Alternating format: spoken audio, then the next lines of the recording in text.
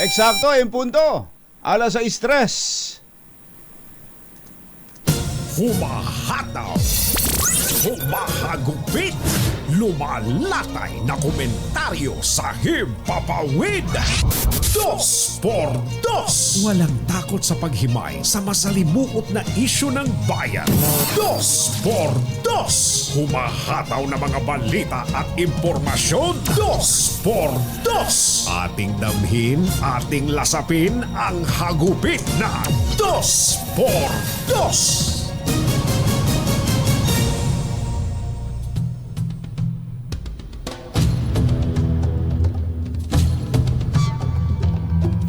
Isang executive order ang ipinalabas ni Pangulong Bongbong Marcos na naglalayong palakasin ang maritime security at domain awareness ng bansa sa gitna ng agresibong aksyon ng China sa West Philippine Sea.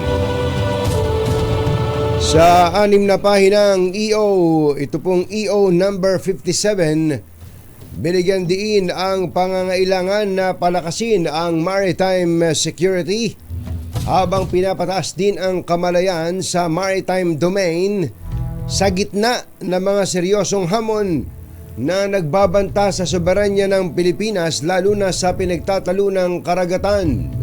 Lalim, no? Lalim. Naisip ko kung paano ko ngunguyain yun eh. Medyo matigas pa eh. Sing lalim ng West Philippine Sea. Binuo ng Pangulo ang National Maritime Council na siyang magbabalangkas ng mga polisiya at mga estratehiya upang matiyak ang coordinated at maayos na ugnayan at epektibong structure ng maritime security and domain awareness ng bansa. So yung pala yun, merong isang bagong konseho. Ayan, Merong bagong body, interagency to. Ayan, Matatandaan na noong Huwebes Santo, nangako ang Pangulong Marcos na ano? na magpapatupad ng mga countermeasures laban sa tinawag niyang illegal, coercive, aggressive at dangerous na pag-atake ng China Coast Guard sa mga barko ng Pilipinas sa West Philippine Sea. Isyu ng bayan. Dos. At maitim ang balak, magtago ka na. 2x2. Si Jerry at si Anthony, narito na. 2x2. Hahataw ng todo, urado ka. 2x2. Ang katotohanan, dala nila. 2x2. Walang sinasamba pali, maniwala ka. 2x2. Hataw ng husto, tol, umasa ka. 2x2. 2x2.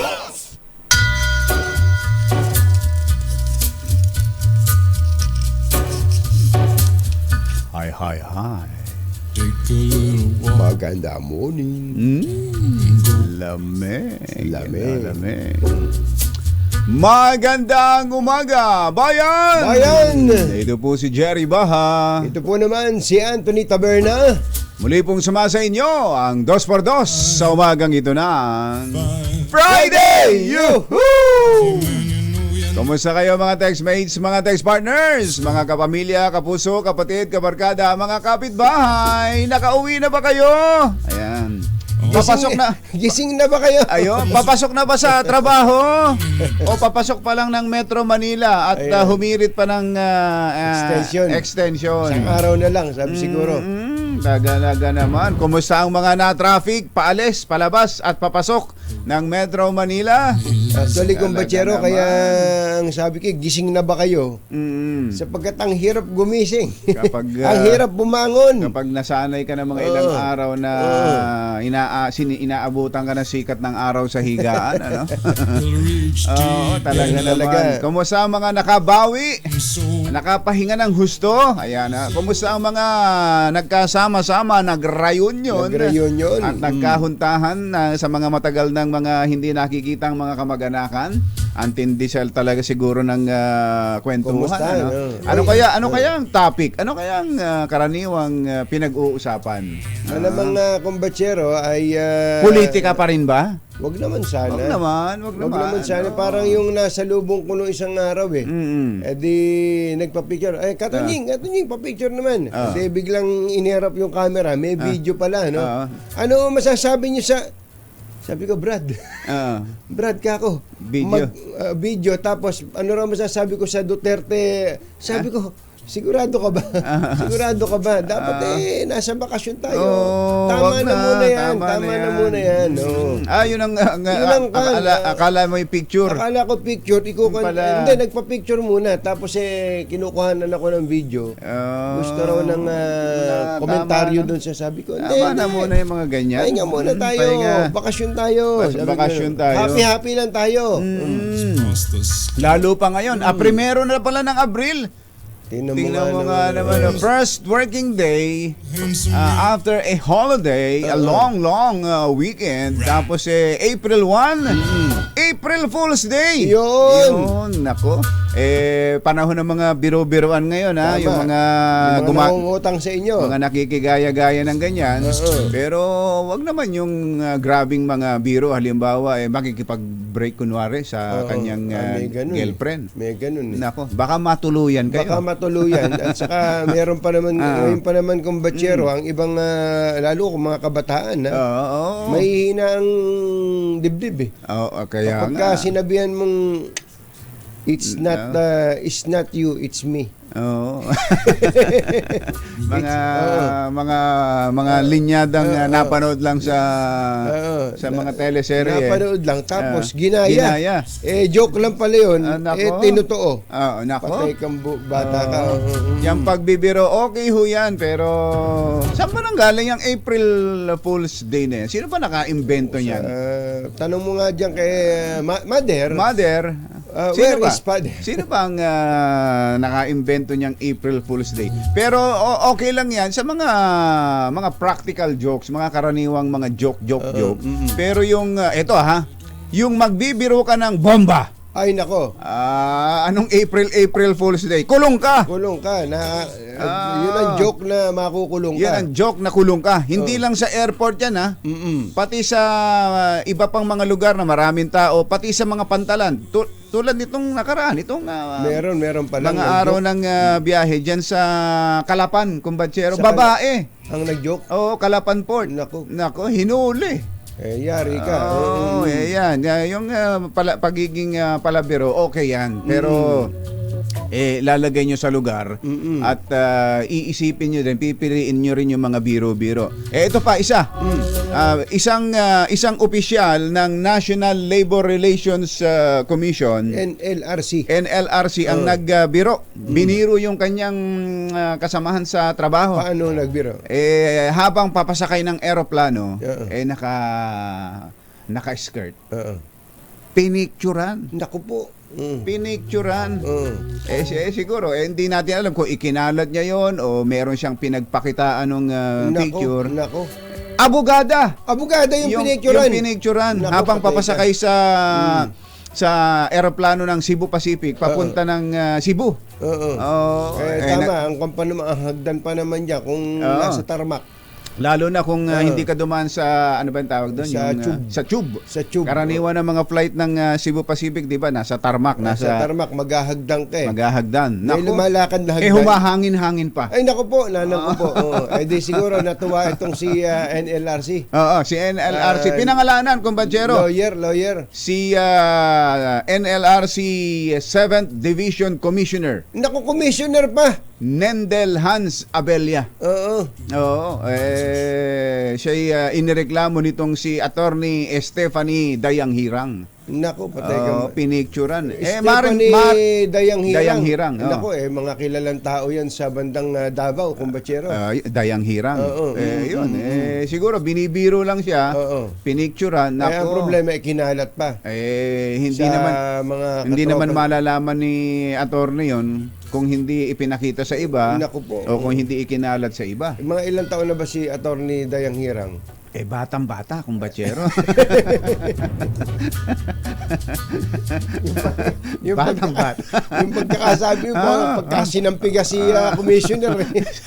Tutumba si commissioner. Talaga. Oo. Eh yan, inuulit natin yan. Pagbibiro. Eto, ang ikinaso ni, ang kaso niya, violation ng Anti-Photo and Voyeurism Act. Ayan, may kaso talaga yan. May kulong ito. May kulong yan. Kumbachero. Kanya, reclusion perpetua yan. Ha? Kung may bitay ba bitay ito. Nako. Sinasabi ko, At saka sexual harassment, inaareglo pa raw siya. Ganun. Inaareglo pa raw siya. Aabutan. Mukhang aabutan. Para lang hindi magreklamo. Kaya sunod-sunod tuloy yung... Sabi siguro ni commissioner, di ba pagka, alam mo naman, expertise ko yung mareglo ng kaso. Areglohin na rin natin. Areglohin na rin natin. NLRC, hindi ba sila arbiter? Sila nag-aareglo yung nag-aaway na employer at employees union. Pinagkakasundo yan yun ang pinakapapel. Ayusin na lang natin. Sinubukang areglohin si attorney. Attorney Dayang Hirang. Attorney Stephanie Dayang Hirang. Stephanie, mahanap nga sa... Tingnan nyo nga, Amater, tingnan mo nga picture ni attorney. Naku nai-imagine ko kung bachero. Talaga naman, ito, ilang beses na rin naman tayo nakasakay sa ganyan. Naku, lalo na kung humahangin. Ayun nga, nasa tarmac humahangin yan kung bachero. Hindi, ang kasuotan ba ni attorney talagang maikli? Hindi binanggit, pero ang nakalagay, skirt. Skirt. Kung underskirt. Underskirt. Underskirt. Underskirt.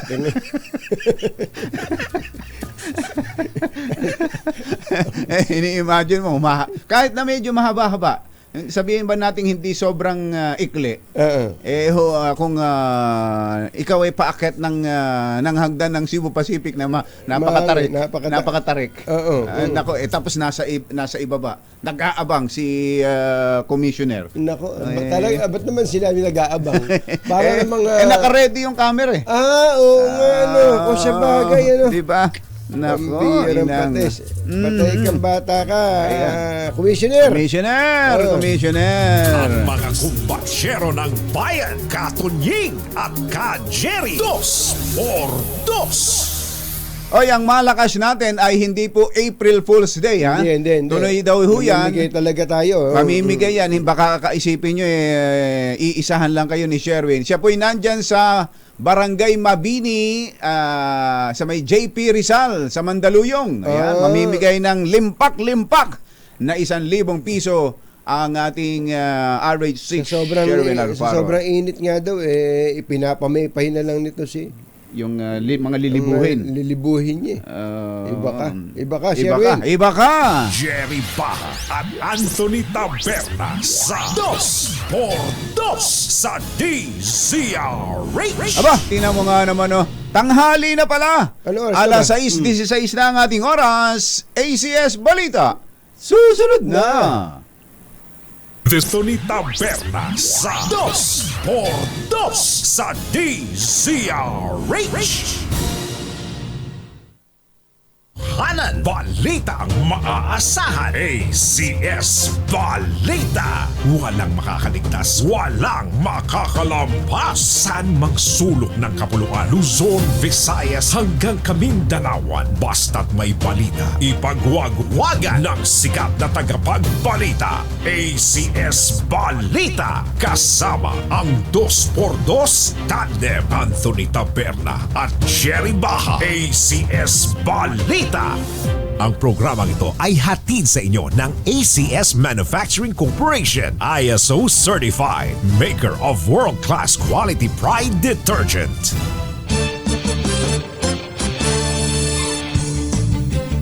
Araw ng Lunes, 1 ng Abril 2024. Narito na po ang ulo ng ating ACS Balita. Bigas para sa mga diabetic, malapit ng ilabas sa merkado. Motorcycle taxi expansion itinigil ng LTFRB. Dagdag bawas sa presyo ng mga produktong petrolyo na kaamba bukas. Panganib ng anthrax sa tao, mababa lang ayon sa DOH. Mga bakasyonista galing probinsya, dagsa sa PTEX. Nicho, winasak, labi ng bata tinangkang nakawin para gawing anting-anting Ay sus. sa Coronadal City. Magandang umaga Luzon, Visayas, Mindanao. Good morning Philippines. Hello world. Kami po ang inyong mga tagapaghatid balita. Ito po si Anthony Tabern. Ito po si Jerry Baha. At ito ang ACS Balita. sa detalye ng ating mga balita. Malapit nang hindi problemahin ng mga rice lover o mga mahihilig sa kanin ang kanilang blood sugar level. Inaasahan na kasing mailalabas na sa merkado ang Ultra Low Glycemic Index o GI rice sa sunod na taon. Kasalukuyang nakasalang ang low at ultra low glycemic index rice varieties sa multi-location trials sa mahigit sa 10 probinsya sa bansa. Mismong si Pangulong Bongbong Marcos ang nag-endorso ng nasabing bigas na naimbento ng mga siyentista mula International Rice Research Institute. Opo, matindi ito, ano? Hindi na kumain ng maraming bigas ngayon, kanin ngayon. Oo nga. Daig pa kaya nito yung red rice, black rice, mga ganon. Mababa raw yun eh. Low glycemic yun eh. Yung lalo na yung red rice. Kung ito'y ina-anunsyong ganito, palagay ko mas mababa ito. Mababa sa 25 ang glycemic index ng bagong varieties ng bigas kumpara sa iba na pumapalo sa 70 glycemic index na masama sa mga diabetic. Hindi lang pati sa mga hindi pa diabetic. Oo. Baka magka-diabetes tayo dahil ang kanin ay Sugar po yan. nagiging sugar sa katawan. Alas 6:24 na ng umaga na imbag bigat kada kayo amin na po. Agriin kayo, gising na. Itinigil na ng Land Transportation Franchising and Regulatory Board o LTFRB ang expansion ng motorcycle taxis kasabay ng pagtatapos ng pilot study sa Mayo. Ayon kay LTFRB Chairman Teofilo Guadis, gagawa ang ahensya ng rekomendasyon sa Kongreso kaugnay ng operasyon ng motorcycle taxi. Nangangahulugan ito na hindi na maaaring dagdagan ang Ayun. kasalukuyang 51,000 motorcycle taxi slots sa Metro Manila. Ayun. Matatapos na pala itong pilot study. Tagal na rin yan eh. Oo, tagal na. 20 years na yata yung pilot study. Hindi naman, 19 lang. Ang tagal na rin yan. Bali, nag-umpisa to kung batsero, mga 6-7 taon na yata. 6 to 7 Malamang, years. Kaya dapat magkaroon na tayo talaga ng magkaroon na ng batas. Maiayos na yung batas. Ang sa batas ho kasi natin ay bawal na gawing pamasahero ang motorsiklo. Ayan. So kailangang amyendahan talaga ang batas, kaya nga ito'y pilot study testing. Testing pa lang. Kaya tama itong naging desisyon na ito ng LTFRB, testing pa lang. Huwag niyo munang dagdagan ng dagdagan, lalo na yung meron pa ulit nagpaplanong magdagdag ng kumpanya ng motorcycle taxi. Na sila din naman may-ari. Sila may-ari na nung isang existing na. Huwag na. Wala nun. Alas 6:26 ang ating oras. Diyos maray na aga sa Indugabos mga Bigulano. Mata na kamo, gising na. Sasalubungin ng dagdag bawas sa presyo ng produktong petrolyo ang ikalawang araw ng Abril.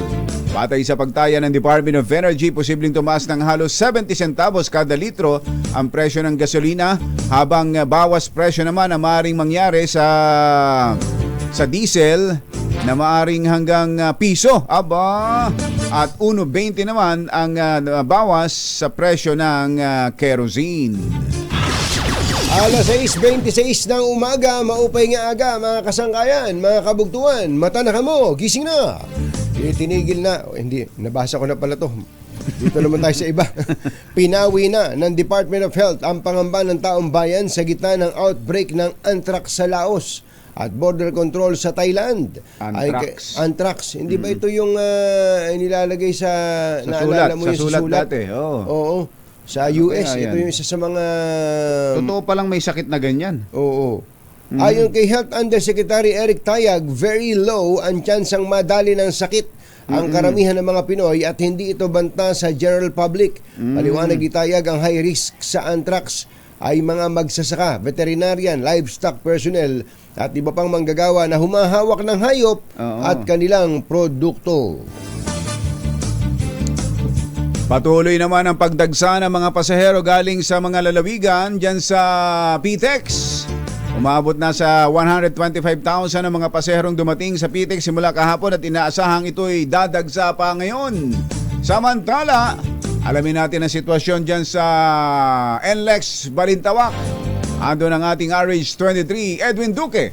Come in, Edwin!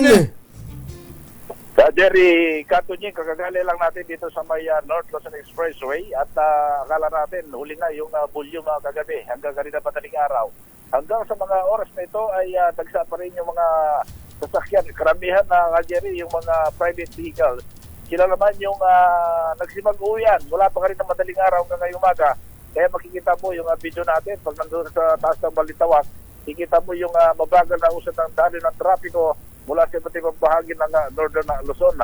Pero kung titignan mo naman yung mga bus terminal ngayong umaga, hindi na ganun karami yung mga pasahero. So sabi ng Victory Liner, kahapon hanggang kagabi at umabot na madaling araw yung volume ng mga pasahero mula sa iba't ibang mga probinsya. Kung yung nakikita natin ngayon, karamihan naman mga private renters na ngayong umaga pa lang lalabas ng bahagi ng NLEX pupunta sa iba't ibang bahagi ng Metro Manila. Sa bahagi naman ng Caloocan, itong monumento, karamihan na bibigat ng dali ng trapiko mula naman dito sa may Sagandaan hanggang monumento, circle. Ganong karami yung haba ng mga sasakyan na halos pumibigat pagdating ng monumento dahil yung mga bus naman na galing ng mga probinsya ay dito umiikot sa Monumento Circle. Kaya yung galing ng MacArthur Highway, galing ng Samson Road, sila yung naapektuhan ng mga bus na umiikot dito sa bahagi ng Monumento Circle sa Caloocan. Yung MMDA, nakalerto naman ngayon sa oras nito at sila yung nagbabantay sa bahagi ng Rizal Avenue at ang bahagi naman ng MacArthur Highway sa mga oras na ito. Wala pa rin sa kalooran sa Pilipinas, di sa rin ako sa Rizal 123. Edwin Duque, tuloy-tuloy sa pagbabalita, tuloy-tuloy sa serbisyo, sama-sama tayo, Pilipino. Thank you, Edwin! Alas 6:29 na ng umaga. Puntahan natin yung balita tungkol dito sa kahindik-hindik na pangyayari sa isang nicho na nandun yung kalilibing na bata. Kumbachero. Ito pala ay sa Coronadal City. Lungkot na lungkot po ang pamilya ng isang kalilibing na bata nang wasakin ang nicho nito at tinangkang nakawin ang ilang bahagi ng katawan para daw gawing anting-anting.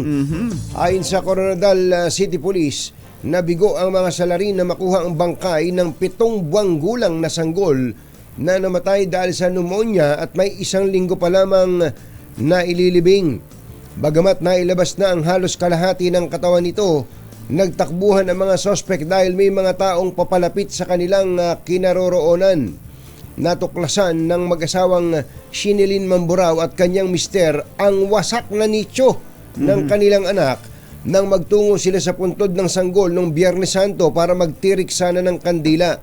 Hinala ng lola ng biktima na si Rosana Sebua, planong nakawin ang buto at tuhod ng sanggol para gawing anting-anting.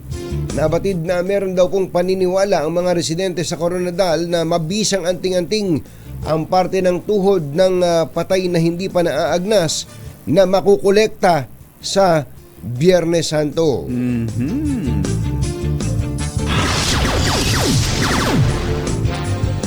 Alas 6:30 ang ating oras, nagbabaga pa rin ang ating mga balita sa pagpapatuloy ng ACS Balita. This time, balitang makakaligtas, walang balitang makakalampas, saan mang sulok ng kapuluan. ACS Balita! ACS Balita! Ang programang ito ay hatid sa inyo ng ACS Manufacturing Corporation, ISO Certified, maker ng world-class quality Pride detergent. Hi!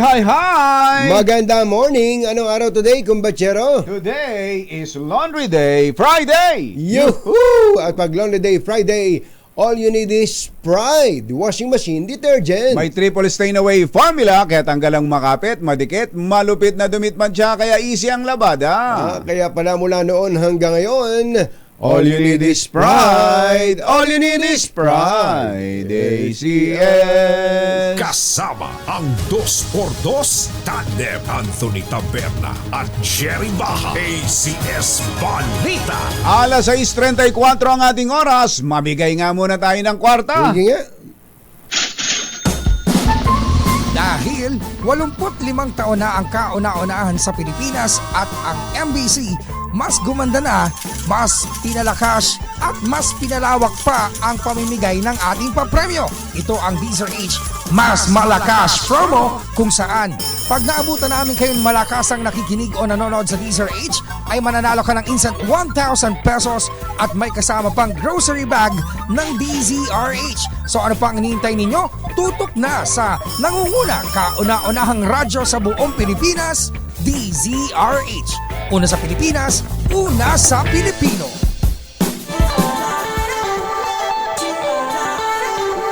$6:35 ang ating oras. Nandyan sa barangay Mabini. Sa Rizal. Mabini J. Rizal. Sa JP Rizal. JP siguro. Rizal sa Mandaluyong. Si Sherwin Alvaro.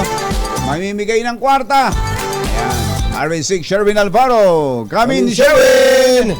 Anthony Jerry dito sa barangay Mabini, J. Rizal. J. Rizal lang. Walang Walang P. barangay ito. Barangay na pangalan Mabini, J. Rizal. Mabini J. Rizal. J. Rizal.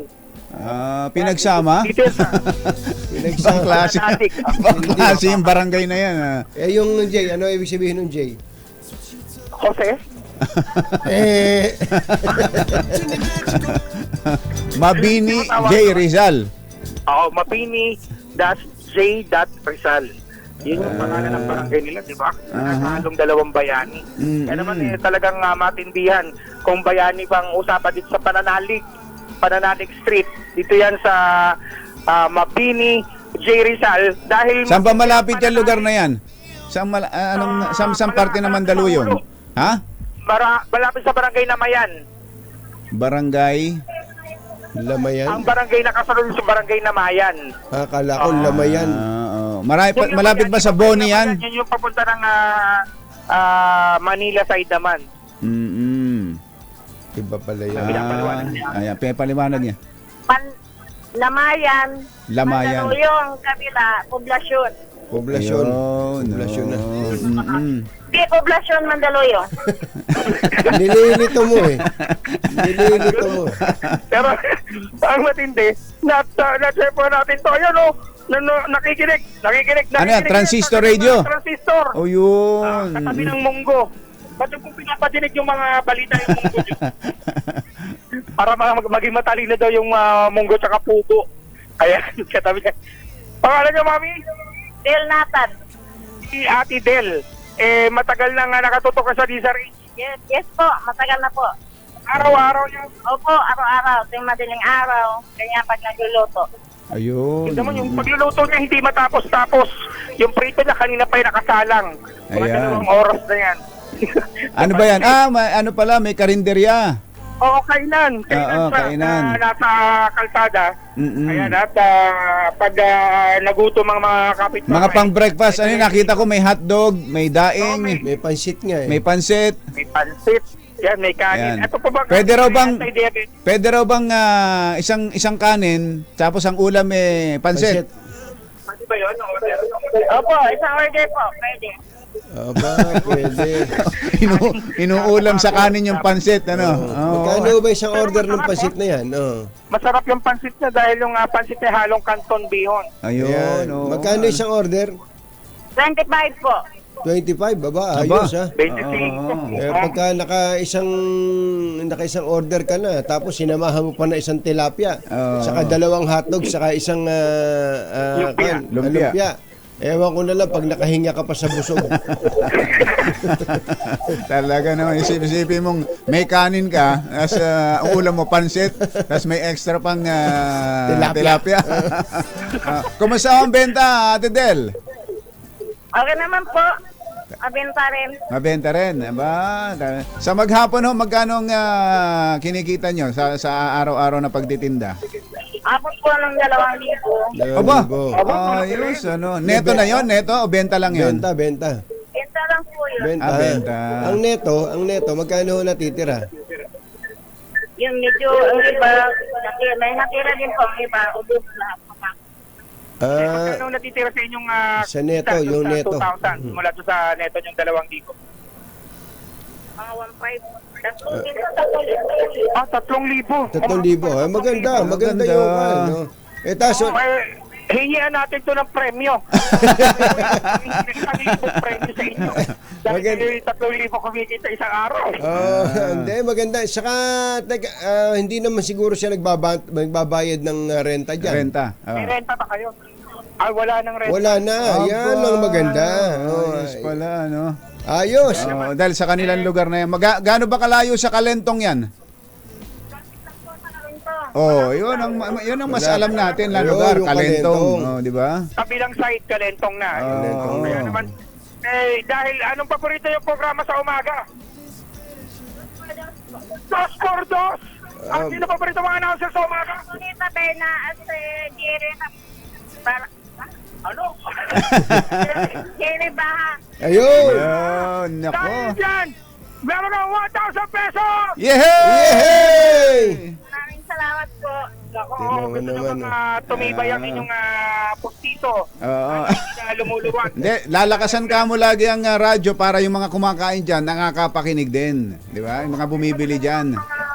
Kami nga napahinto kami tapakain dahil ang pinakikinggan DCRE. Yun, talaga naman. Ito naman pampaganda. Ang DCRE. Palitan nyo lang yung suot nyo. Ano ba yung suot nyo? At syempre, meron ka rin grocery mula sa BBM Sara yan. Ayun, BBM Sara. Maghihiwalay. Kaya magpuputi na siya ngayon, DCRH t-shirt. Ayan, oo. Thank you. Maraming salamat po, DCRH. Thank you, Ate Del. Thank you. Salamat din sa inyong patuloy na pagsubaybay sa DCRH. Maraming salamat. Maraming salamat po. Kaya naman, tumutok lang sa DCRH. Baka kayo nagsusunod, gawin na natin ang 1,000 pesos sa DCRH Mas Malakas. Promo RH number 6. Sherwin Bata Alfaro, tuloy-tuloy sa pagbabalita, tuloy-tuloy sa serbisyo. Sama-sama tayo, Pilipino. Yehey! Ay, Sherwin, umorder ka raw kay Ate Del nang ipapasalubong mo rito. Kay Mother. Ilan Mother? Ilang order? Ng pansit? Pansit? Pansit. 10 order daw. 10 order daw, Sherwin. Matinda kaya lang. Kailan ka ba uuwi? Yun lang. Baka umorder to. Ayun, maraming mga naiinggit kay Nanay Del. Pwede raw ba, Sherwin, magpunta ka sa Hiroshima, Japan? Sabi ni Kuya Arthur Fermin, mamigay ka daw ng yen doon. Japan! Sagot sa kahirapan. Thank you! Kasama ang 2x2 Tandem Anthony Taberna at Jerry Baha. ACS Balita. Alas 6:42. Sa ilan pa nating ACS Balita, nagbigay ng $1 million ang UN Food and Agriculture para sa technical cooperation projects na ipatutupad sa Pilipinas. Partikular na tututukan ng programa ang agri-fisheries sector. Ayon kay Agriculture Secretary Francisco Chu Laurel, ang mga natukoy na technical cooperation projects ay nakatuon sa transportasyon ng agri-food system, dagdag na pagtugon sa mga lugar na apektado ng El Nino at pamumuhunan sa agrikultura, partikular sa aquaculture and seaweed production. Sinabi ni Secretary Laurel na ang mga nabanggit na technical cooperation ay mas lalong magpapatatag sa relasyon ng Department of Agriculture at ng Food and Agriculture Office ng United Nations at kapit kamay na natutugunan ang hamon sa agri-fishery sector sa bansa. Alas 6:45 na ng umaga, asahan na makakaranas ng matinding init at maalinsangang panahon ang mga estudyante sa pagbabalik eskwela matapos ang Semana Santa. Ito yung makaraang tayain ng DOST Pag-asa na posibleng umabot sa 38 to 41 degrees Celsius. Opo, inang. ang heat index sa Metro Manila. Una nang nagpahayag ang DepEd na may kapangyarihan ng mga school heads na magsuspende ng klase sakaling makaranas ng matinding init ng panahon ngayong summer. Uy, wow, may summer. May summer. Siyempre. Wow. Grabe to, kumbatsero ha. Kaya yung paglilipat ng petsa ng school calendar, yung mula sa kasalukuyan at babalik sa dati. It makes sense. Oh. Kasi itong ganitong panahon, bakasyon na to eh. Summer talaga eh. Bakasyon na to ng mga estudyante dati eh. Tsaka ang problema diyan kung batsero, yung mga may bagsak, paano makakapag-summer classes? Yun ang problema. Yung mga may back subject. Ang laki problema kung batsero. Oo, talaga. Kaya yung mga kampay, yung gustong-gustong sumabay sa kalendaryo ng Amerika, hindi ho kasi sa atin bagay yun eh.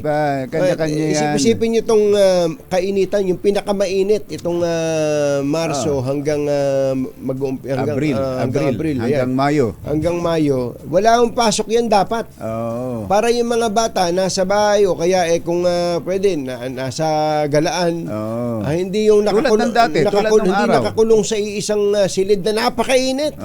Nabuti sana kung air condition ng mga mga eskwela natin. Hindi naman. Kaya yan.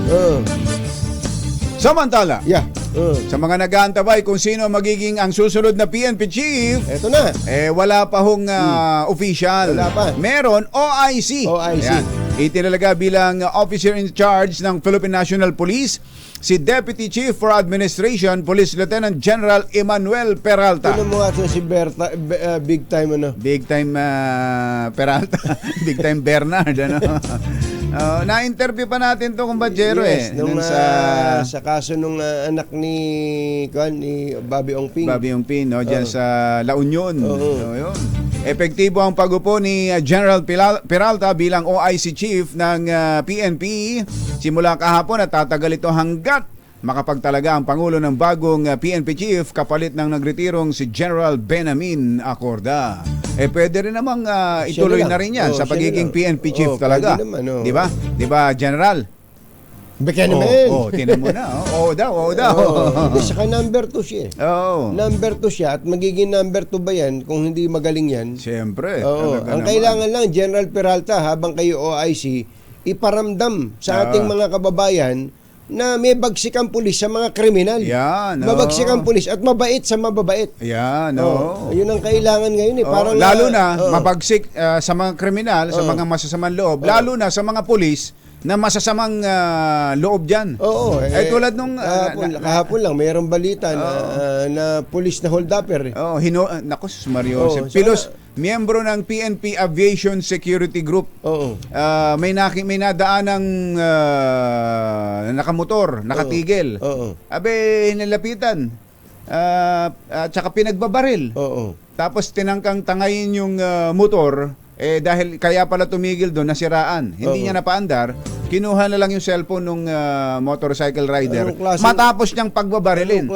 Gamit ang kanyang service firearm na inisyu ng PNP. Mabubusit ka talaga kaya General Peralta, walang problema, kayo na po dyan. Kahit na wag lang kayong OIC. Ngayon lang iparamdam nyo na ang ulitin natin ang pulis mabagsik sa kriminal. At okay na kaibigan ng mga law-abiding citizen. Ng mga sumusunod. Yun. Samantala, Engineer Tony Nanggel, 12 minutes bago ang alas 7 na umaga, hindi obligado ang Pilipinas na sundin ang nabuong gentleman's agreement sa pagitan ni dating Pangulong Rodrigo Duterte at Chinese leader Xi Jinping. Ayon kay Professor J. Batumbakal, isang maritime law expert, kung isang secret agreement lamang at hindi alam ng ibang opisyal ng gobyerno, ay hindi ito kailangang sundin ng mga susunod na administrasyon. Naghatid ng kabuuan ng ating ACS Balita. Ito po si Jerry Baha. Ito po naman si Anthony Taberna. Kasama ang 2x2 tandem Anthony Taberna at Jerry Baha. ACS Balita. Balitang makatotohanan. Balitang maaasahan. ACS Balita. Ang programang ito ay hatid sa inyo ng ACS Manufacturing Corporation, ISO certified, maker ng world-class quality Pride detergent. Number 1. 6 na minuto na lang, alas 7 na. Uy, birthday ngayon ni Kume. si Attorney Noli Ayala, Commissioner. Aba! Wala ba tayo dyan? Tatahimik Kume, Commissioner Noli Noli Ayala. magandang Magandang morning, at happy birthday. Belated happy birthday din kay Secretary Boying Remulla. Ayan, Ang kahapon Department yan, of Justice kahapon. Ka-birthday pala niya si Secretary Ben Jokno. Aba, Oo. tinan mo nga, nagsabay pa kayo Nagsabay pa bakit kayo kayo nagkasundo Binabati ka, Secretary Boying ng PMA Maringal Class of 1988. Kasama na si ka Soji Jimenez. Ayan, Yun, tinan ayun. mo nga naman ka Soji, Si General Rodolfo Diaz, birthday din ngayon. Happy birthday, General. Aha. It's not a joke, ha? It's not a joke, no? It's not a joke, no? Si Secretary Jokno, kahapon ang birthday. Kahapon, ayun. At ngayong araw na to ay birthday naman, kumpatsero, ng panganay ni Kuya Eric. Ganun ba? Si Ate Eya. Ate Eya.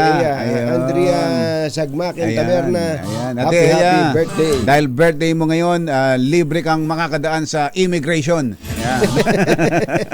Kung ikaw ay bibiyahe. Mga taga-immigration, Kuya Mel Magno. Kuya Mel Ang dami yung mga aga, no? bisita ngayon dyan sa immigration. Busy. Yan naman ang kailangan talaga yung mga pangumbida tayo ng marami pang mga foreign tourist Ayan. na dadayo dito sa Pilipinas. Di ba, Attorney Carlos Capulong, Ayan. kahapon din pala nag-birthday si Attorney Carlos Capulong ng dami Bureau of nagbe-birthday, Immigration. Binabati ka ni Maris tsaka ng kanyang mister na si Abu. Ikaw na raw ang bahala sa kanila. Pati si Gian, si JP Baha at si Ate Rose. Ayan. Diyan sa immigration. Wala ba tayo dyan? Director Dennis Ayag, magandang morning. At teka muna pala, kumusta na ba yung mga ginawa ng DPWH habang nakabakasyon ng mga tao, sila yung nagtatrabaho Oo. Di ba may mga kalsada silang ni-repair? Sana natapos dahil hanggang kahapon kung batsero, hanggang mga tanghali, nadaan ako ng EDSA. Oo, may ginagawa pa. Hindi nakatiwangwang pa rin. Nakatiwangwang? Yung mga hinukay, ganun? yung mga hinukay na mukhang sisimentohin, Oo. na mga patsi-patsi lang na maliliit. Hindi hanggang kahapon ng tanghali. Oo. Ewan ko nung hapon na kung nabuhusan. Baka sa sobrang init Oo. pinag-break time muna yung mga Kaya break time nga, muna kayo na kalahating araw. Sana natapos. May mga lugar tulad ng Batasan San Mateo Road, kinayod na kumbatsero pero hindi pa ulit Pwede ba nating tawagan si nalatagan. Director Lori Malaluan? Director. Director, bigyan nyo nga kami ng update dyan Update. sa mga ginawa ninyo habang kami nakabakasyon. Ayan. Yung mga tinarabaho nyo habang kami nag-e-enjoy. Oo. Ayan. Antabayanan nyo po mamaya ang follow-up ng ating RH reporter dito sa binabanggit namin sa inyo na pulis. Pulis Pambihirang ng pulis. PNP Aviation Security Group na nang hold up at binaril pa. Sos Mariano Caindo. Dead on the spot po ang biktimang si Neil Wong. Habang yung pulis na naaresto, butit may nagpapatrolya Oo. na pulis. Yan ang kahalagahan ng pulis na nandito sa paligid. Ayan, Nakikita mo lagi. may dalawang witness kumbatsero. May dalawang witness. Nangyari ho ito diyan sa Parañaque, Sabado ng umaga. Oo. Hindi gabi, hindi maliwanag. Broad daylight. In broad daylight. Mm. Kaya nakahingi ng tulong yung mga tao doon at itinuro itong suspect na si J-Rom Likwanan. Oo. Miyembro ng rango nito, Mother? Wala, hindi nakalagay yung rango. Miyembro ng Mobile Patrol Security Unit ng Aviation Security Group. At gamit yung kanyang service firearm Yung pang pinambaril. sa ipinamaril. Sos Mariano Dito kay yung picture ng biktima, si Neil Andrew Lau Wong. So ang kanyan, ang motibo, pang-hold up Pang-hold talaga. up. Natigil lang dun yung biktima dahil nasiraan. Oo. Dahil nung patapos barilin, sinakyan yung motor eh. Ah, Hindi niya yung mapaandar mandar. dahil sira nga, nasira. Oo. antinangay yung cellphone ng biktima. Nako po, kaya General Bernard Peralta. Hindi, Emmanuel. Emmanuel. General Emmanuel Peralta, ito ho ang dapat nating ayusin yung recruitment, yung pagsala ng mga magiging pulis. Hindi ba Marami hong gusto maging pulis eh. Hindi ba nakwento ko sa iyo, kumbatsero, dati, meron ako nakabidang Vietnamese na sabi nung Gusto maging pulis gusto niyang maging pulis ng Pilipinas? Hindi, ng Vietnam. Ng Vietnam. Sobrang higpit daw kaya hindi siya pumasa. Bakit ka kung hindi siya nakapasa? Ultimo daw yung background ng pamilya inuusisa Patrolman itong Pambira. Inuusisi daw sa Korea sa Vietnam daw kumbatsero para maging pulis ka. Lahat ng prosesong pagdada. Ultimo yung background ng pamilya mo. Pa lang yan yung recruitment. yung sa recruitment pa lang yan. Recruitment process pa lang. Sobrang higpit daw kaya hindi raw siya pumasa Kaya naging tour guide na lang siya. Hindi, nagsundalo siya.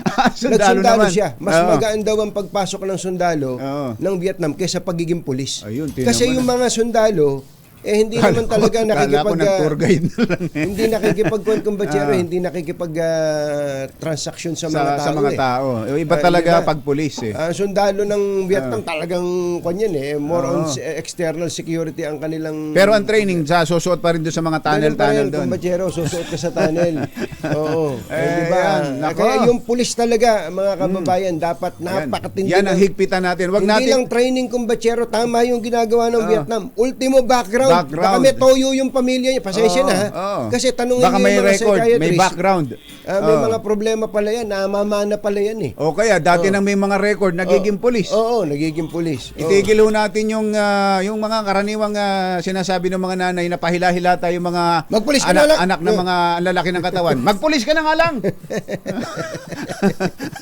Magpulis ka na lang. Kaya sa hihila-hilata ka dyan. So, parang ang dating ang pagiging pulis tambakan ng mga tamad. Nako. Parang ganon, kumbatsero. Kaya lang may problema si General Peralta. Ang sabi nito si Pinsan, si Colonel Tabernilla, ito pala si Lieutenant General Peralta, magre-retiro na rin. Ganun sa ba? August 24. Ba't may 50 na ba yung si General Peralta? Bayaw, hindi siya yun. Masamang tao lang ang takot sa dalawang to. Kaya kung maitim ang balak, magtago ka na. Anthony Taberna, Jerry Baja. 2 por 2. 2 por 2. Number 1. DZRH, pangunahing balita kasama ang 2x2 tandem nina Anthony Taberna at Jerry Baja. Araw ng Lunes, 1 ng Abril 2024. Narito na po ang ulo ng ating mga pangunahing balita. Rider hinold up, pinatay pa, suspect na pulis. Arestado sa Parañaque. 29 patay sa pagkalunod nitong Holy Week. Change of command sa PNP, pangunahan ngayon ni Pangulong Bongbong Marcos. General Peralta itinalagang OIC. 5 lugar sa bansa nakapagtala ng dangerous heat index. Ilang kongresista pumalag sa malisyosong Chacha survey ng Pulse Asia. Pangamba ni... Sino ba itong si Professor Banlawi. Ganun. Ba't ba ganun yun? Pangamba ng isang maritime expert na maawi sa gulo ang pahayag ng Pangulong Marcos sa WPS, West Philippine Sea. Kinontra. Yung. Magandang umaga Luzon, Visayas, Mindanao. Good morning Philippines. Hello world. Kami po ang inyong mga tagapaghatid balita. Ito po si Anthony Taberna. Ito po si Jerry Baha. At ito ang Pangunahing balita. Alas 7:07 ang ating oras. Sa detalye ng ating mga balita. Patay ang isang 27 anyos na motorcycle rider na nakaparada lang matapos masiraan sa daan ng lapitan, hold-upin at pagbabarilin ng sospek na isang pulis. Ito po ay nangyari dyan sa Parañaque City. Dead on the spot ang biktimang si Neil Wong habang naaresto naman ng Parañaque City PNP ang sospek na kinilalang si Patrolman Jerome Licuanan ng Police Aviation Security Group. Naganap ang insidente umaga ng Marso at 30 nung Sabado sa C5 Road Extension, Barangay San Dionisio, Parañaque. Ayon sa isang testigo, nakita niya ang biktima at ang sospek na nag-uusap at maya-maya ay nakarinig siya ng putok at bumagsak ang biktima. Tinangkapang tangayin ng sospek na pulis ang motorsiklo ng biktima, ngunit hindi nito napaandar kaya tumakbo na lamang dala ang cellphone ng biktima. Mabuti na lang at may nagpapatrolyang pulis.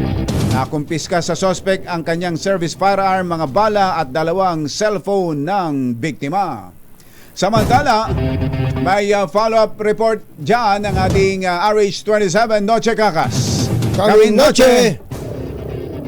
Magandang morning, Ka-Jerry at Katunyeng. Ito talaga ang pinakamahalaga sa lahat, yung police visibility dahil hindi nakalusot ng isang aktibong police na sabing ng hold up doon sa isang motor rider na nasa gilid ng C5 Road sa Barangay San Dionisio, lungsod ng Parañaque.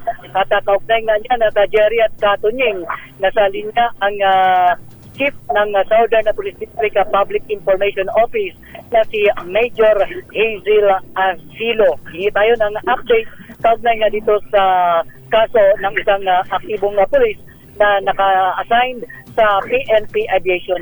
Ma'am, good morning. Live po tayo sa DCRA sa Worldwide with Ka-Jerry at Katunyeng. Ano na po ang update dito, ma'am, sa kaso ng isang police? Good morning po. Yes po, magandang umaga po, sir.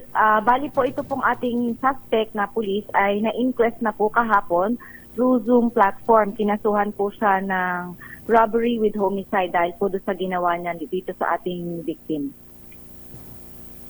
Ka-Jerry at Katunyeng.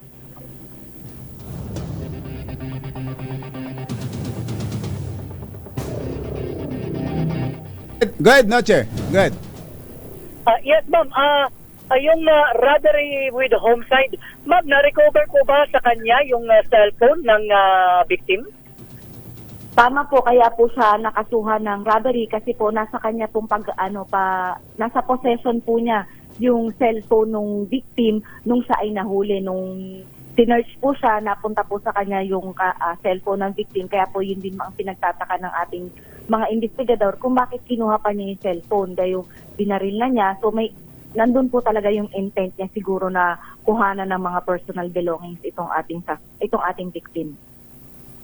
Okay, so ano po yung depensa niyang suspect, ma'am, na itong si Licuanan? Sa ngayon po, nung tinanong po siya ng ating mga investigador, wala po siyang masagot kung bakit po niya nagawa yun. Ang sabi lang po niya is nagtalo sila at parang may problema din po sa may problema pong dinadala itong ating suspect. Siguro naghalo-halo na rin po. May problema sa pamilya, may problema sa pera. So siguro po, nung nakita niya itong taong ito, nagkaroon siya ng, hindi natin po masabi kasi under investigation pa po, nakakita po siya ng ng pagkakataon na kuhanin yung kanya mga gamit kasi ayon po sa ating mga witness, trinay din po niyang i-start yung motor, kuhanin yung motor ng victim. Kaya lang po hindi niya talaga mapastart, kaya iniwanan niya at nahuli siya habang naglalakad papalayo doon sa ating crime scene.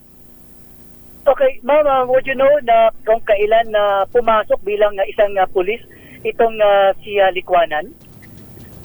Bali po ayon sa investigasyon, at least 5 years in service pa lang po itong ating police na police aviation. Medyo bagito pa po siya sa serbisyo at sa ngayon po inaalam din natin kung ano yung background niya, kung meron po bang siyang nalululong po ba sa kung anumang sugal para po or meron siyang sinakaaniba na ibang criminal group kahit siya ay police. Kaya lahat po ay iniimbestigahan natin kasi hindi po usual para sa isang pulis ang bigla-bigla na lang mamaril ng isang inosenteng civilian. Okay, Ka Jerry at Ka Tonyeng, may katanungan po kayo? Kay Major Okay na, Noche. Thank you. Okay, so thank you very much. Ma'am, ano po ang panawagan niyo po sa kapulisan sa ganitong uri ng kaso na hindi dapat tularan? Sa ating po mga kasamahan sa trabaho, alam naman po natin na sumasahod tayo ng sapat, kaya gawin po natin ang nararapat na ating paglilingkod sa ating mga kababayan. Nilamang po at maraming salamat. Okay, Katunyeng Ka Jerry, si Major Hazel Asilo, ang Chief ng Southern Police District Public Information Office. Mula sa kanunan sa Pilipinas, DCRH, ako si Noche Kakatultuloy sa pagbabalita, tuloy-tuloy sa serbisyo, sama-sama tayo Pilipino. Tuloy talaga. Ang laki na ng itinaas ng sweldo ng mga pulis. Kaya hindi na pwedeng ikatwiran na mababa sweldo. Ito, yung background talaga kung bachero. Biro mo ka bagito. 5 years daw na pulis. Yun. Ay, nako. Alas 7:13 na ng umaga, umabot sa 29 ang nasawi sa 34 na insidente ng pagkalunod ngayong Holy Week break. Ayon kay PNP spokesperson Colonel Jean Fajardo, pinakabata sa mga nasawi ay isang 4 na taong gulang na bata. Habang ang pinakamatanda naman ay 78 anyos. Ilan lahat? 29, kumbachero. Tatlo rin ang patuloy na nawawala. Isa rito ang mula sa Rosales, Pangasinan, isa sa Jones, Isabela, at isa sa Tumawini, Isabela. Sa ulat ng PNP, karamihan sa mga kaso ng nasawi sa pagkalunod ay naiulat sa Calabarzon na may 10 kaso. Sinundan na Ilocos at Cagayan Valley Region na may 6 at Bicol Region na may 5 namatay.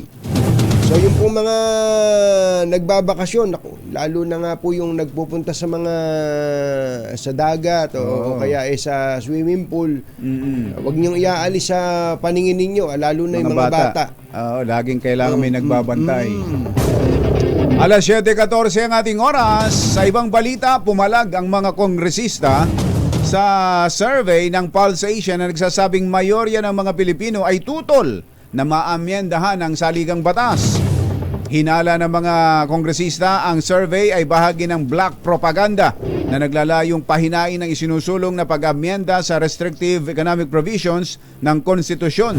Iginit ni House Majority Leader Manuel Manix Dalipe, Deputy Speaker JJ Suarez at Deputy Majority Leader Janet Garin na hayaan ang mga Pilipino na magpasya kung kailangan na bang susugan ang konstitusyon sa pamamagitan ng pagsasagawa ng isang plebisito. Duda rin ang mga ito sa integridad at layunin ng survey, lalo pangat kabilang sa mga tanong ay hindi naman kasali sa isinusulong sa Kongreso. Nakita ko nga kung bachero yung kopya ng survey. Matindi nga May mga sa ngayon ho ay pareho ang Senado at ang Kongreso na economic provisions lamang ang kanilang isinusulong. Pero tingnan ninyo yung kopya ng survey. Yung tanong May mga tanong tulad nito. Changing the present unitary system of government and having a federal system of government for the country. Wala namang ganun. Wala namang ganun. Pero nasa survey. Term extension for national and local elective officials except for barangay officials. Wala namang ganun in favor or not in favor, ang tinatanong nila. Hindi naman kasali. Siyempre, yung mga kababayan natin. Ako man ang tanungin mong ganun. Hindi pa tapos yung tanong, sinasagot mo na. Hindi pwede yan. Ako tanungin mo ng ganun. Hindi pwede yan. Ganun ka agad. Hindi pa nga tapos yung tanong. Change the presidential system to a parliamentary system of government.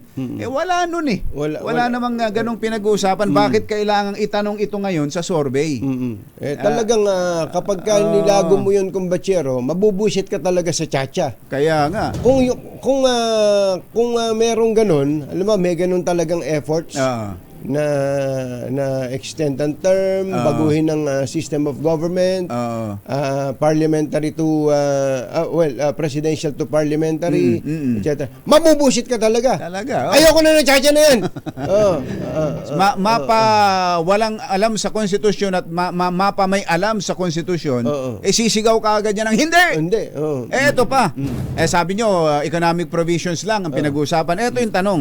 Allowing foreign individuals and companies to exploit our natural resources. Sino namang papayag talaga dito? Papayagan ang mga dayuhang individual o kumpanya na pagsamantalahan ang ating pagka ganun ang tanong, sino papapayag doon? Sino papayag doon? Sinong Pilipinong papayag doon? Sa tanong pa lang talaga, talo na. Wala na. Kaya pala ganitong nagpupuyo sa galit ang mga kongresista dito sa survey na ito ng Pulse Asia. Itinalaga ng Pangulong Bongbong Marcos bilang officer in charge ng pambansang pulisya si Police Lieutenant General Emmanuel Peralta simula kahapon.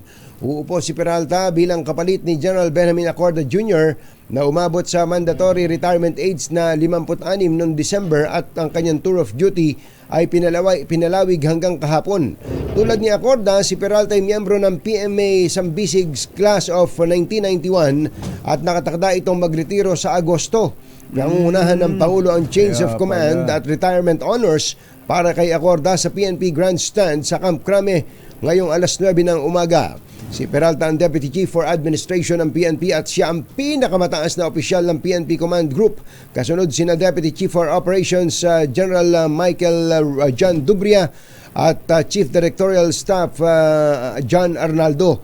Ang tatlo ay kabilang sa ikinukonsidera para maging kapalit ni Acorda sa PNP.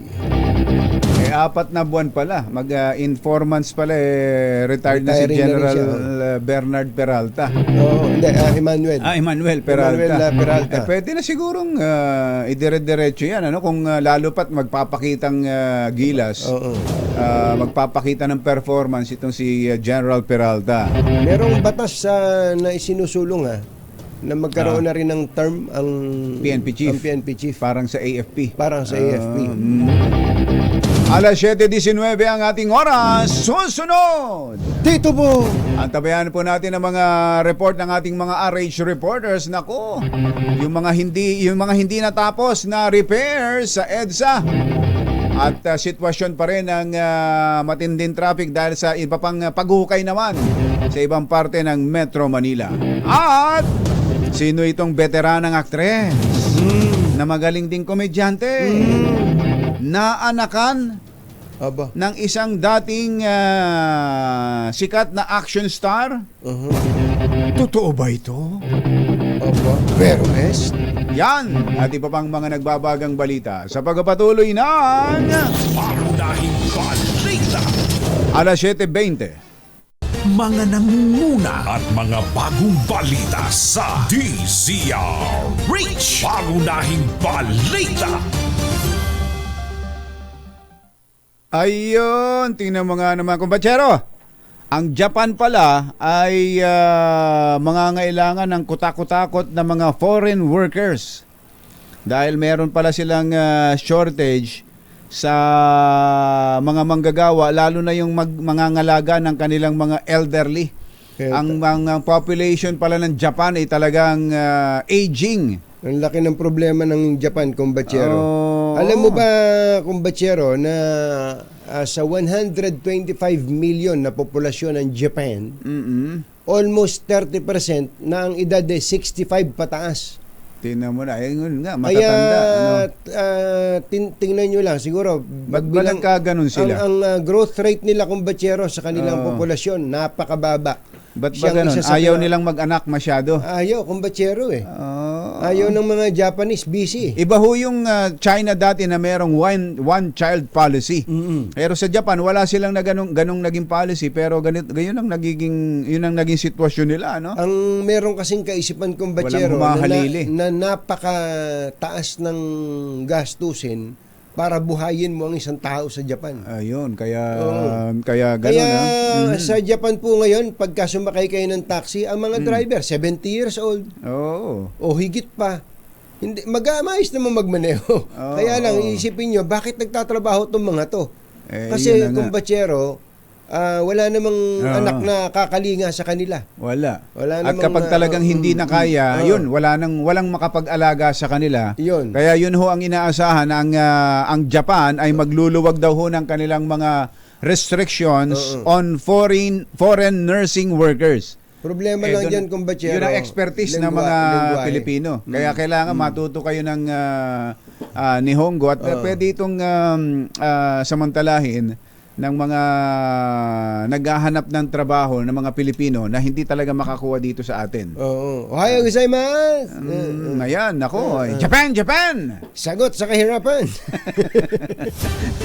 Mga nangunguna at mga bagong balita sa DZRH. Pangunahing balita.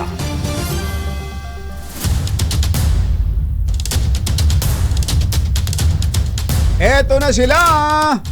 Alas 7:28 ang ating oras. Alamin natin ang sitwasyon sa EDSA kaugnay ng mga repairs na ginawa nitong holiday RH52. Yan. Edniel Parosa. Kami na Jel! Katunying at ka Jerry, ramdam na itong balik build up ng daloy ng traffic sa EDSA ngayong balik trabaho din at balik eskwela. Wala sa mahabang Holy Week break, may pangilan-nilang bottleneck na tayong nadaanan. Southbound lane ng EDSA Pamakati, wala yan sa Pituason at Colonel Bonnie Serrano sa Quezon City. Patawid sa Anapolis sa lungsod ng San Juan. Habang light to moderate naman yung tingin nating traffic mula Shaw Boulevard. Patungo rin sa dinaanan din nating Guadalupe Tulay. Kapansin-pansing marami ring butas o marami pa ring butas at hukay ang nananatili sa iba't ibang bahagi ng EDSA ngayong 1 ng Abril. Ayon sa Metropolitan Manila Development Authority mula noong Semana Santa, pinapayagan ng road digging sa Kalakang, Maynila hanggang ngayong Lunes. Pero dapat hanggang alas 5 lang ng umaga. Tinanong natin yung mga trabahador, Jared Anthony Hukay raw, ang isang telecommunications company, itong mga butas na ito. Hanggang ngayong araw, target kumanong mabuhusan na lamang ng semento itong mga hukay. Tapawang mga nakakordon na habang nakataklob naman ng metal yung mga pinatutuyo pang mga roadworks. Sa gitna, sa EDSA mismo, Edniel, EDSA mismo. Ganun. So telco rin yan, telco. Oo, telco. Jared Yan pala yung nadaanan ko kahapon. So hindi DPWH repair yan. Ayan, tama. Yan yung nadaanan ko. Yan nasa video mo. Kaya lang, ang problema natin dito sa atin, talagang ganun paliligiran lang ng lubid na, paliligiran lang ng ano yung tape na kulay yellow na yan. Yung kulay dilaw. Parang police line Kapag gabi, hindi mo kita yan eh. Oo, at saka iiwasan ng motorista, isa o dalawang lane din ang kakainin yan, Bagamat may times na hindi ito magkukos ng direct traffic, syempre, yung pag-iwas sa mga motorsiklo, ng mga sasakyan, nagdudulot talaga ng pagsikip sa daloy ng traffic. Ilan sa mga nadaanan natin hindi pa tapos na hukay o road diggings ay dito sa ilalim ng Santolan MRT, maging sa Anapolis kung saan nagbabarangay yung mga sasakyan sa overpass tapat ng PNP headquarters, maging malapit sa Ortigas MRT sa harap ng Highway 54 at ilan pang mga hukay hanggang sa EDSA Bonnie southbound. So telco daw lahat yan, telco. Hindi yan repairs ng DPWH. Correct. Yung DPWH repairs, kung di ako nagkakamali, dapat hanggang alas 5 lang din ng umaga, pero lahat ng butas na nadaanan natin kanina, ang tanong natin at sagot ng mga trabahador na nakatao, Telcom daw. Telco. Alam mo, ang malungkot dyan, Edniel, gumawa na nga yung DPWH nitong Semana Santa, habang nakabakasyon ng mga tao, hindi pa sinabayan itong mga kontraktor ng... Kasi nadaanan ko, walang tao eh. Kahapon, wala namang gumagawa eh. Yung iba, Anthony at Jerry, tama kayo, walang nakatao. Pero yung ilan may mga nagbabantay, tapos yung ilan pinapatayo na lang. Pero ayun nga, binigyan na sila ng panahon ng MMDA hanggang kaninang 5 a.m. para maghukay sa Metro Manila. Hindi pa rin natapos ang tama, Sabado, nadaanan ko, walang tao. Linggo, nadaanan ko, wala rin. Walang gumagawa. Problema nga yan. Problema ng kontraktor ng telco yan. Baka naman, buti sana kung nasa private property yung construction na yan eh. Nasa kalsada eh. Alam mo naman sa EDSA, may masiraan yung motorsiklo dyan. Nagkaka-loko-loko na. Domino effect yan. Anak ng baka. Nakakalang dyan na traffic enforcer talagang patawagan nga natin si GM, si Chairman Don Artes. Baka may pwedeng maboljak dyan. Yan ang latest mula rito sa kahabaan ng EDSA, mula sa San Juan hanggang doon sa area ng Makati. Para sa kaunaunan sa Pilipinas, DZRH, ito si Edniel Parrosa. Tuloy-tuloy sa pagbabalita, tuloy-tuloy sa serbisyo. Sama-sama tayo, Pilipino. Thank you, Edniel. Sa gawin naman ng QC, EDSA rin. Telco rin ang mga may hukay dyan. RH5, Val Gonzales. Kaminval. Walang audio si Val. Walang audio. Val? Teka, wala. Si Val, unmute mo, unmute. I-unmute mo. Unmute. Hindi, i-mute mo na. Babalikan natin si Babalikan si Val Gonzales. Oh. Puntahan muna natin si RH29 Boy Gonzales. Yan naman sa mga bus terminal dito sa Maynila. RH29 Boy Gonzales. Come in, boy! Jerry Anthony, dito naman sa Florida pa sa terminal sa Airshow Street sa Sampaloc, Maynila. Alas 5 pa lang ng madaling araw ay dumaksa na yung mga galing ng probinsya na dumating dito sa lungsod ng Maynila at maraming mga bus, yung mga galing ng Bataca, Ilocos Norte, Tubigaraw, San Agustin, Diyos, sa Santiago, Isabela at sa Nawag City, may galing pa ng Apari. Ang kararating lamang dito sa bus terminal. Ayon sa ilang mga biyahero, mga pasero na kausap ko, halos napagod sila sa biyahe dahil sa unang-una 4 na araw silang galing ng lalawigan ng Apari. Yung iba naman, pagdating dito, ay sumasakay na lamang ng mga Grab dahil sa mahirap sumakay, lalo na pagka marami mga bagahe silang dala. Ang mga tauhan naman ng MMDA ay nagmamando ng traffic dito dahil sa kapag lalo na hindi ka mukha na nakalipas na araw ay nagkaroon ng traffic jam dito sa lugar dahil sa dumagsay yung mga bus na galing ng probinsya. Pero ngayon ay maganda-ganda na yung daloy ng sasakyan dito sa naturang lugar. Marami ring mga tricycle driver ang nag-aabang ng mga pasahero dito at pero nga iba salit na sumakay na lamang ng tricycle dahil sa medyo mahal ang kanilang singil, nag-grab na lang yung mga pasahero na galing ng probinsya. Maganda ang daloy ng sasakyan at nakasabay pa rin ang mga tauhan ng Manila Police District dito sa naturang terminal. Para sa kauna-una sa Pilipinas, ni sa Recito Siboy Gonzales, tuloy-tuloy sa pagbabalita, tuloy-tuloy sa serbisyo, sama-sama tayo Pilipino. Thank you, boy! Balikan natin, kumbachero. Sige nga, si RH5 Val Gonzales dahil meron din siyang nadiskobring mga hukay na hindi tinapos. Nako po, ayan. Ng telco. Ay, sus. RH5 Val Gonzales, Come in, Val! Jerry at Anthony, doon sa mga motoristang natatraffic kanina pa dito sa Kabanang EDSA, huwag po ninyong pagbintangan yung mga nagsisiuwi ng probinsya. Ito'y dahil sa hindi ang mga bus at lalong hindi ang pagbabalik ng mga umuwi para sa Semana Santa ang dahilan ng matinding traffic na naranasan sa mga oras na ito dito sa northbound ng EDSA Cubao.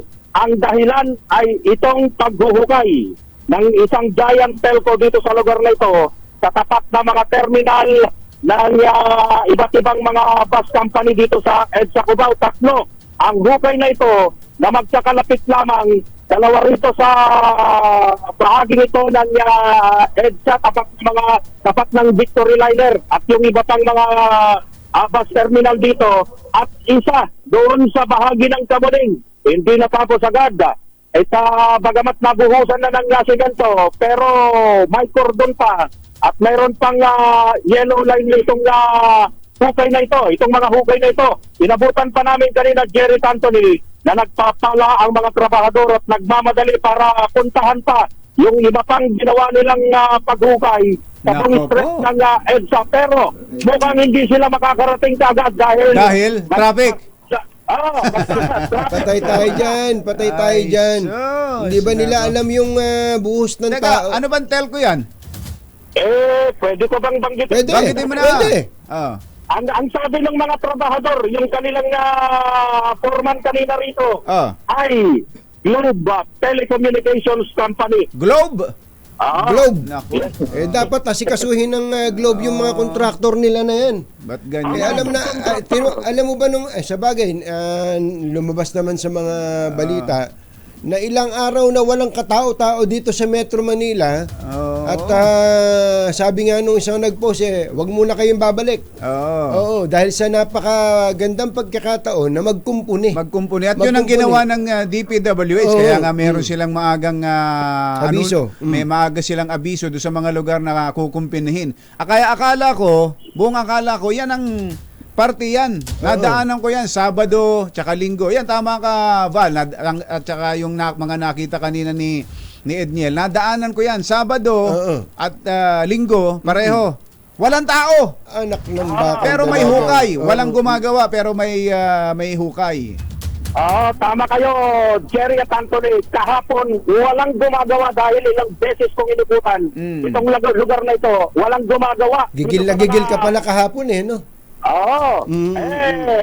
Sasabihin ko lang sa inyo para malaman ninyo kung gaano karamit yung ating mga nakamonitor. Kung gaano kahaba itong traffic nito. Mahigit 5 kilometro. Sos, Mariano ka, Indo. Ay, nako. Dito sa lugar na ito, umaabot na hanggang sa North Avenue, malapit sa EDSA Muñoz. Yung traffic na dulot nito, itong hindi rin pa natatapos na trabaho ito ng isang giant telco na 2 lane yung apektado. Kaya magbabagal talaga ang usad ng mga sasakyan. Ganito yung sitwasyon na Jerry Anthony mula pa kaninang alas 4 ng madaling araw. Ngayon ay kompleto ang sapat na bilang. May sapat na bilang ang mga tauhan ng MMDA para magmando ng dali ng trapiko. Pero hanggang sa pagmamando lang yung kanilang magagawa. Dahil wala din naman silang magagawa dito sa trabaho ng ilan sa mga irresponsableng mga subcontractor na nag-iwan ng ganito na inabot ng araw ng sa Lunes, araw ng kanina lang, Val, kanina lang nila binuhusan. Kanina lang yung semento. Dahil inabutan bago pa nagpapala. Ayun, kanina lang talaga. Meron pa tayong video dyan na nagpapala pa yung subcontractor nitong giant telco na ito na tinatapos yung kanilang gawa sa kabila ng 3 araw na walang pasok, walang gumagamit ng EDSA. Pero ngayon ay inabutan na nitong mga kababayan natin na nagsisiri ng galing ng probinsya. So sa ngayon, ang traffic ay tupad mula rito hanggang sa bahagi na ng EDSA Muñoz, dito pa rin sa Quezon City. Para sa kauna-unahan sa Pilipinas, DZRH, ako naman Val Gonzales, tuloy-tuloy sa pagbabalita, tuloy-tuloy sa serbisyo. Sama-sama tayo, Pilipino. Magagalit si ate ko Yoli Crisanto dyan, kumpadyerno. Talaga. Ng Globe, Globe pala yan. Binibigyan pa naman sila ng award sa Singapore. Ayun, yun nga, may award pa naman sila sa Singapore. Isipin yung lahat tayo, buong akala natin, DPWH ang may gawa dyan. Sigurado ang minumura ng tao dyan, DPWH, yung nata-traffic dyan. Wala talagang, may hukay talaga. Sabado, Linggo na, daanan ko yan. Walang gumagawa, walang tao. Pagdating ng Lunes, sabi siguro, may pasok na. Gawa na tayo. Ay, Mario, bago lang ho tayo mag-commercial ng 5 kilometro. Eto, nasa linya na natin. Si DPWH NCR Director Lori Malaluan. Director, magandang morning! Magandang umaga po, Ka Tunying and Ka Jerry at sa lahat ng inyong mga tagapakinig. Malamang ho ay nararamdaman nyo ang DPWH, ang minumura ng tao, telco pala to, ang mga nag-ukay dyan. Siguro, unahin muna natin, ano ba update to sa mga pinagre-repair po ninyo nung habang kami nagbabakasyon, kayo kumakayod? Bali, sa party po ng DPWH, nag-request kami ng permit po sa MMDA na kami mapayagang magtrabaho nung nakaraang March 27 to hanggang kaninang alas 5 na madaling araw po. Kaya ito naman po ay natapos namin. 17 sections din po itong ginawa namin sa iba't ibang lugar sa Meron po ba, Director, sa part ng meron po bang part ng EDSA na naging repairs? Meron po. Pero natapos before 5 a.m. Mandaluyong at natapos po namin lahat po mga binuksan namin dahil ang nangyari po yung mga hindi talagang, kasi alam naman po natin may mga nagbakasyon din ng mga suppliers, yun po mga yun, hindi na rin namin tinuloy kung talagang walang magtatrabaho. Walang gagawa, oo. So ito hong mga naiwang hukay at kanina lang alas 5 sinimulang sementohin, wala hong coordination sa inyo to, Director? Bali, ang alam ko po, ito rin po ay naihingi ng permiso sa MMDA. Kaya nga po nag-usap din kami ng MMDA na talagang actually galit nga po si Attorney Don Artes. si Chairman Dahil Artes. nga po, ang akala nila ay sa DPWH pero ngayon po ay naging malinaw na. Nagalit sa inyo? Nagalit sa inyo si Chairman? Oh, sinimangutan kayo, Director? Hindi naman po na ano lang na Akala niya. dahil nga opo. Pero malinaw naman na po na ito po ay dun po Hindi sa sa inyo. po na company, hindi po sa amin. Opo. Yun. Mabutit nalinaw ho natin yan dahil sigurado kayo ang napupuntirya. Dahil kayo ho yung may abiso ng maaga na meron mga repairs Di ho ba sa iba't ibang parte ng Metro Manila nitong Holy Week? Opo, nag-abiso po kami pati sa aming Facebook account, sa website.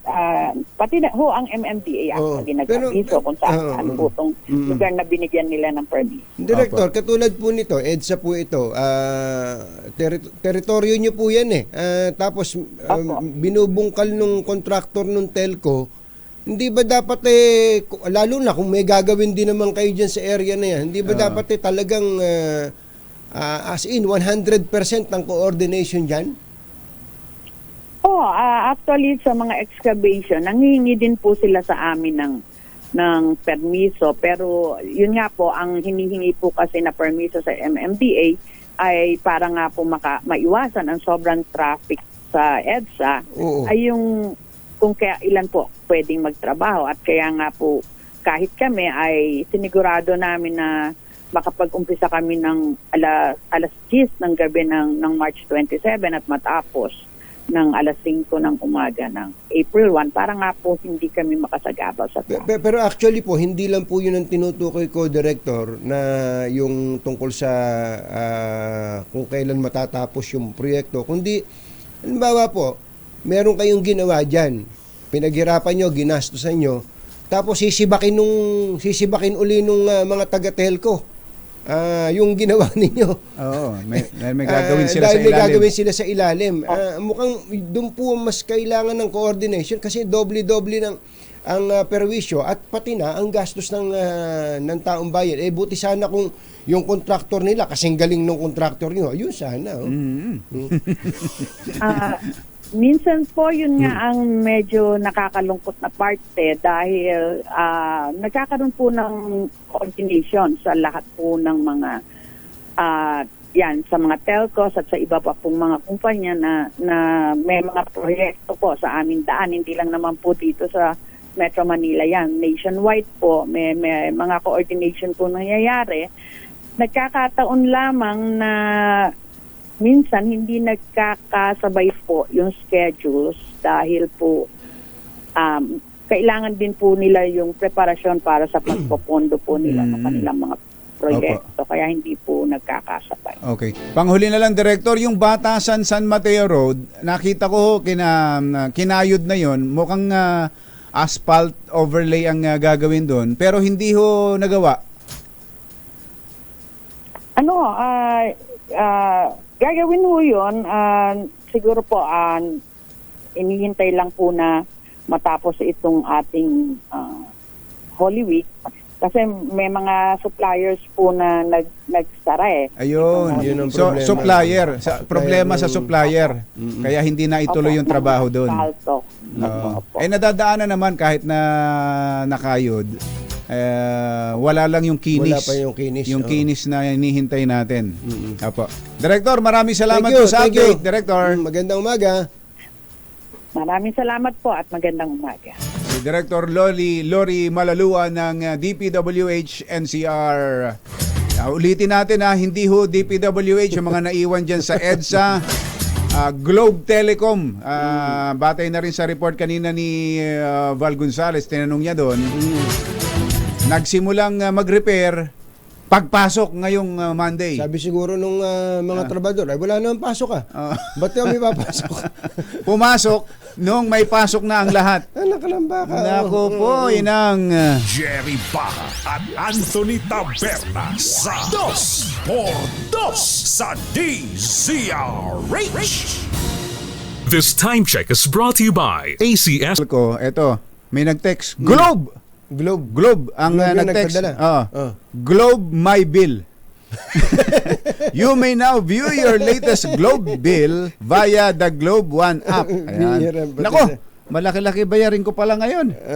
Malaki-laki pala. Malaki. Nako po, inang. Ang mga kumbatsero ng bayan, Katunying at Ka-Jerry. 2x2. Ito, sabi ni Idol Den Macaranas, kabayan, hanggang Balintawak na daw ang traffic. Kanina sabi ni Val hanggang Paramount. Oo. Ngayon hanggang Balintawak na ang traffic sa EDSA dahil po ito sa mga nakatiwangwang na pagawain ng telco. Ulitin natin doon sa kabubukas lang Hindi po DPWH ito dahil yung ginawa ng DPWH natapos. Natapos at meron silang mga hindi itunuloy dahil sa problema sa supplier. Supplier ng hindi na lang nila itunuloy yung gawa.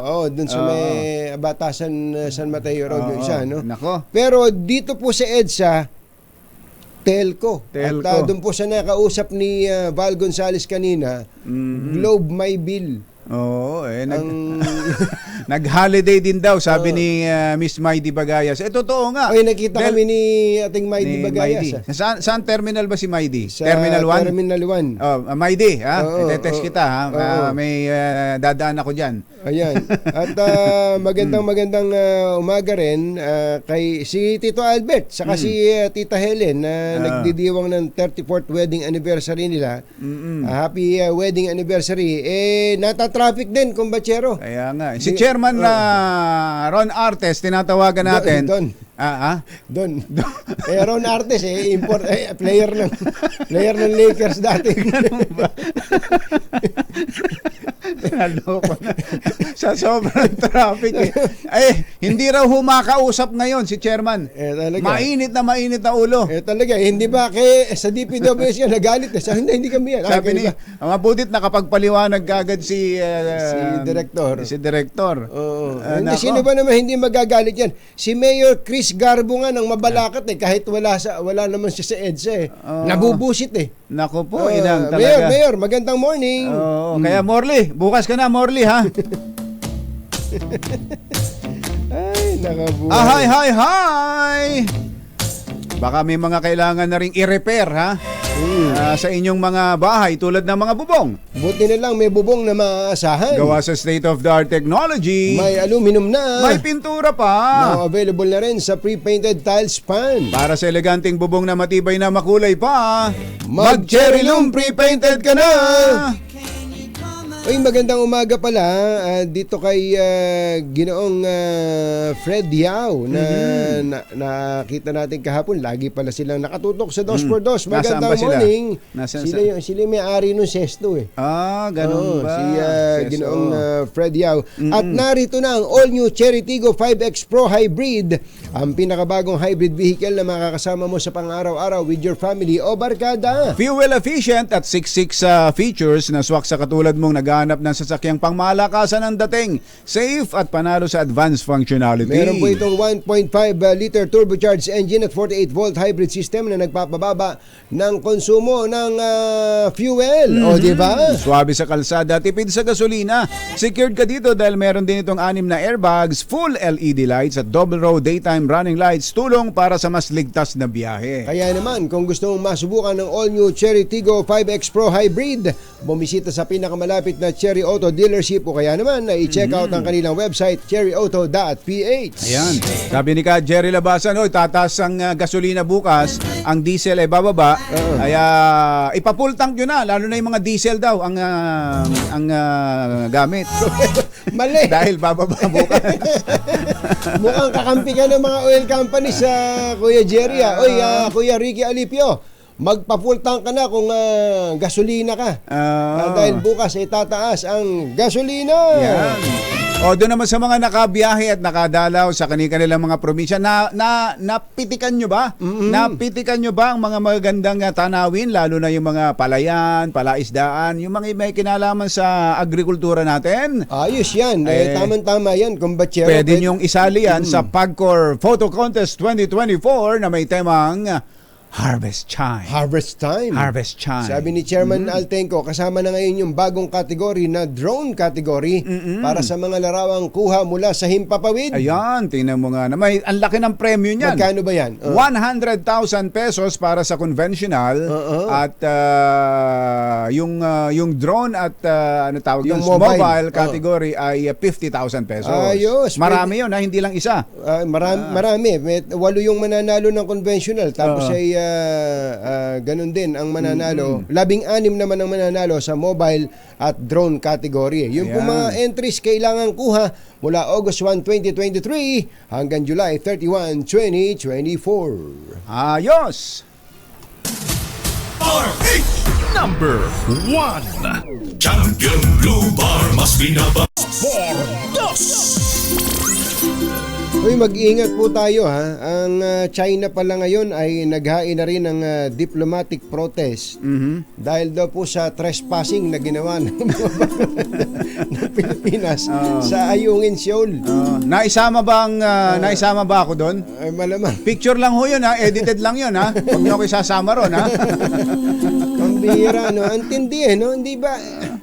Ay grabe, ngayon po ay malaganap, pinapalaganap po ng ilang mga, hindi ko alam kung ano itatawag sa kanila, mga Pilipino to Nagpapalaganap kumbachero ng mga Photoshop, mga edited na mga pictures ng sa ibang mga tagpo, setting, tapos pinalilitaw na dito nangyayari sa Pilipinas.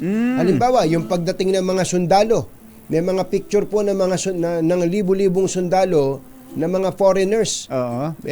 Pinalilitaw na ito yung mga sundalong Amerikano na ready nang makipagbakbakan para sa laban sa China. Pilipino pa ang nagpapakalat niyan. Pilipino pa ang nagpapakalat, samantalang ito pala ay kuha sa mga sa ibang lugar. Mga British soldiers. So may mga ganun kumbachero na baka po tayo ay malinlang mga kababayan. At hindi tayo magtataka, bukas makalawa, meron na tayong nakikitang mga video na gamit ang AI na palilitawin na ito ay mga totoong video na baka nga ang pagsalitain pa dyan ay mga opisyal lang pamahalaang Pilipinas. Hindi ba, pinakita namin sa inyo yung usapan namin ni Dr. Willie Ong, parang totoo, boses ko ang ginamit. At ibang salita, iba ang content na pinapalaganap. Napakagaling na po ngayon. Kaya mag-ingat po tayo mga kababayan. Baka tayo po ay mabasag ulo at maniwala tayo, kakampi pa. Kinakampihan pa ang mga dayuhan kesa sa sariling interes. Dito naman po sa atin, madalas na ikinukumpara natin ang private sector tsaka gobyerno. Gobyerno, private sector. Laging napupulaan ng gobyerno kapag ang pag-uusapan ay performance. Dapat ganito, dahil ganito sa private sector Dapat gayahin ng gobyerno yan. Laging ganon. Pero dito po sa nangyari sa EDSA, sa paghuhukay na ginawa ngayong holiday, abay mukhang mas nangibabaw dito ang trabaho ng gobyerno. At ang private sector, yung telco na naghukay, tas iniwanan, at gagawin ngayong may pasok na, yan ba ang trabaho ng private sector ngayon? Ganyan na ba ngayon ang mga private companies natin? Ang lalaki pa naman. Hindi ho mismong Globe ang tinutumbok natin dito, kundi yung kanilang kontraktor. Pero dahil sila ang umupa, sila ang nagbayad, ang Globe ang nagbayad sa mga kontraktor na yan. Sila ang responsable dyan. Yun. Kaya ayusin na natin yan. Mga private sector, mga telco, wag ganyan. Meron naman maayos na pamamaraan na hindi mapiperwisyo ang taong bayan. Ito po si Jerry Baha. Ito po naman si Anthony Taberna. Hanggang sa susunod na hambalo sa tagupit ng 2x2 Damdaming Bayan. Susunod na. Bye! Happy weekend! Woo! Think to myself, what a wonderful world. Bayo Jesse, sa sakit ng ulo at